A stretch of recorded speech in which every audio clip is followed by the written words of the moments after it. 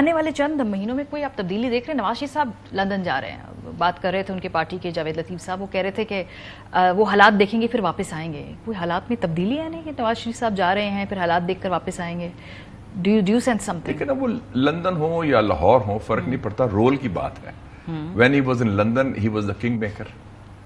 वो फैसला कर रहे थे कि आर्मी चीफ कौन बनेगा, वो फैसला कर रहे थे कि प्राइम मिनिस्टर कौन बनेगा। तो वो लोकेशन का इशू नहीं है, इशू ये है रोल का इशू है। लेकिन लोकेशन का उस वक्त भी इशू था बिकॉज वो कहते थे कि जब बंदयाल साहब चीफ जस्टिस नहीं रहेंगे तब मैं वापस आऊंगा, और अब सडनली इस वक्त उनका मुल्क से बाहर जाना और फिर हालात को देख कर वापस आना। फिर आप नेक्स्ट कहेंगे कि अब कोई नया चीफ जस्टिस आ रहा है इसलिए वो तो चीफ जस्टिस, कई चीफ आएंगे, चीफ ऑफ आर्मी स्टाफ भी आए, चीफ जस्टिस भी आए। अगर उस पर आपने पॉलिटिक्स करनी है तो मियां साहब की तो पॉलिटिक्स बड़ी अवामी पॉलिटिक्स थी जिस जमाने से मैं जानता था उनको। ये तो फिर बड़ा चेंज आ गया कि you are linking it with office holders in Islamabad. ये तो फिर अवामी पॉलिटिक्स ना हुई, ये तो खौफ की पॉलिटिक्स हुई ना। ये अगर मोदी साहब को जो हमने इन्विटेशन दिया है, व्हाट आर द प्रोबेबिलिटी कि आपको लगता है कि वो आएंगे, इसको कबूल करेंगे? और अगर आते हैं तो क्या फर्क है, नहीं आते तो क्या उसका रिपरकशंस होंगे? मैं समझता हूँ कि मोदी भी बड़ा अनप्रिडिक्टेबल आदमी है, और मोदी जो है वो he can spring a surprise, जैसे उन्होंने किया था कि काबुल से वो एकदम लाहौर पहुंच गया 25 दिसंबर को। तो उसमें मैं कहूँगा 50-50 है, I wouldn't rule it out. और ये कमजोर मोदी है, ये वो फूंफा वाला मोदी नहीं रहा। हाँ, ये उसका लास्ट टेन्योर है, बिल्कुल एब्सोल्युटली। वो जिसको वो छोकरा कहता था, वो छोकरा तैयार है अब Rahul Gandhi next time round के लिए। तो मोदी के अब he is hanging on crutches of his two allies, और दोनों जो है चंद्रबाबू नायडू और नीतीश कुमार साहब, दोनों एंटी पाकिस्तान नहीं है, बल्कि वो तो कहेंगे कि तुम आओ। सो आई वुड से कि अभी 60% चांस है आने का, 40% नहीं है। मैं this is a gambler's view, क्योंकि वो अनप्रिडिक्टेबल कह सकता है। देखो जी, I am a peace, he has lost in Bangladesh, he has lost in Maldives, और पाकिस्तान को वो, और बाकी तो कोई खास उसका है नहीं इधर साउथ एशिया। नेपाल भी खिलाफ है, और श्रीलंका में भी उनका नहीं है। तो China is winning in the area, तो वो कह चलो मैं भी शोइंग ऑफ द फ्लैग कर दूं। लेकिन शायद साहब आप ये जानते हैं कि जब राइट विंगर्स ताकत में हो, भरपूर ताकत में हो, तभी वो बोल्ड फैसले ले सकते हैं, जैसे वाजपेयी ने उस वक्त लिया, जब मोदी ने लिया 2015 में। एक कमजोर राइट विंग गवर्नमेंट जो है वो ऐसे बोल्ड डिसीजंस लेने की पोजीशन में होती है सियासी तौर पर? ये इतना बोल्ड डिसीजन नहीं है, ये तो एक प्रोटोकॉल विजिट है, बट इसकी सिंबॉलिक सिग्निफिकेंस बहुत है।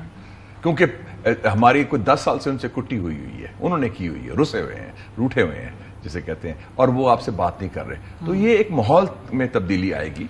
इसमें कोई ब्रेक थ्रू नहीं होगा कि कश्मीर का मसला हल हो गया, या कोई एकदम वो हमारी जो स्टेट टेररिज्म हमारे खिलाफ कर रहे हैं वो खत्म हो जाएगी। लेकिन इसमें माहौल में जरा बेहतरी आएगी। और मैं देख रहा हूं कि जो मजमूई हालात हैं, ईरान अमेरिका के ताल्लुकात, चीन अमेरिका के ताल्लुकात में जरा ठहराव आ रहा है, संभल रहा है। और मेरे ख्याल में बाइडन एडमिनिस्ट्रेशन भी अब जाने वाली है, वो भी इसको कहेगी या तुम चले जाओ। इस वक्त लोग चाहते हैं कि टेंशन कम हो, क्योंकि यूक्रेन की जंग हो रही है, गाजा में जेनोसाइड हो रहा है।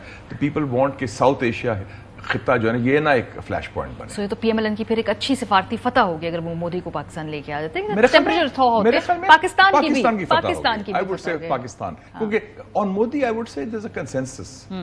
अगर किसी इशू पर एग्री करते थे इमरान खान, जनरल बाजवा, नवाज शरीफ, तो वो मोदी था। आपको बताइए, interestingly this was the only area they agreed on. अच्छा, यहाँ से बाकी जो 2-3 महीने की आगे सियासत, बिकॉज अनफॉर्चुनेटली पाकिस्तान में तो हम 3 से 6 महीने का हमारा लॉन्ग टर्म 6 महीने है। और गवर्नमेंट से, मैंने पीएमएलएन से एक वजीर थे, उनसे पूछा जी आप ऐसा करें कि आप क्या ये शर्त लगा लें $1000 की कि आप 3 साल मुकम्मल करेंगे, तो वो शर्त लगाने को तैयार नहीं थे। Even they want sure. ये आयरनी है हमारी पॉलिटिक्स की। 3 साल तो बड़ा लॉन्ग टर्म, उसमें गुजर गया हाफ टर्म गुजर गई, मैंने फिर भी बड़ा उनको नहीं, वो कोई शर्त लगाने को तैयार कोई तैयार नहीं है अनफॉर्चुनेटली। तो उससे अगले 4 से 6 महीने आपको लग रहा है कि टर्न अराउंड करेगा? अगर हम इकोनॉमिक टर्म्स के अंदर थोड़ा सा स्पेस बनेगी, फिर सियासत की स्पेस बनेगी, बिकॉज हुकूमत की सियासत से ज्यादा तो इकोनॉमी चैलेंज है इस वक्त। नहीं, इस वक्त नंबर 1 चैलेंज सियासत है। अच्छा। सॉरी, मैं आपसे इत्तेफाक नहीं करता। नंबर 1 चैलेंज सियासत है, वो महवर है इस्तेकाम का। सियासी इस्तेकाम होगा, ये चपकलिश, तजाद, ये तकरार, ये तसादुम की सियासत खत्म होगी तो फिर बात आगे बढ़ेगी। पर उसमें खान साहब ने भी तो स्पेस बनानी है, बिकॉज एक खदशा ये है कि वापस आके वो ऐसे खूनख्वार तरीके से बदले लेंगे। ये एश्योरेंसेस तो दूर की बात है, अभी तो ये है कि जरा ठहराव करें ना, उन्होंने भी कैदी रिलीज करें, मिसिंग पर्सन का मसला चाहे बलूचिस्तान हो, खैबर पख्तूनख्वा हो, पंजाब हो, सिंध हो, वो मसला हल करें। तो कोई सीबीएम्स भी तो होते हैं ना। आप मतलब है कि you looking at day after tomorrow, मैं आज की बात कर रहा हूँ, टुडे एंड टुमारो की बात कर रहा हूँ। वो तो बात की बात है, क्या होगा वो अगर कोई मदर ऑफ ऑल डील्स हुई तो 2025 में होगी। अच्छा हाँ, कि उसमें कहेंगे ठीक है जी आप ये करें आप वो करें, वो बात की बात है। तो आई एम टॉकिंग अभी तो लॉन्ग टर्म आप कह रही है ना, तो लॉन्ग टर्म हमारा है क्रिसमस तक। अच्छा क्रिसमस टू, अच्छा ठीक है, क्रिसमस फेयर मतलब है इनफ। कि नया चीफ जस्टिस आना है, नया अमेरिकन प्रेसिडेंट आना है, नई सिचुएशन हमारे इस खित्ते में है, तो उसको देखें। देखिए तो ये आपका लॉन्ग टर्म है। क्रिसमस गिफ्ट में क्या निकल रहा है। बहुत शुक्रिया मुशाहिद हुसैन सईद साहब प्रोग्राम के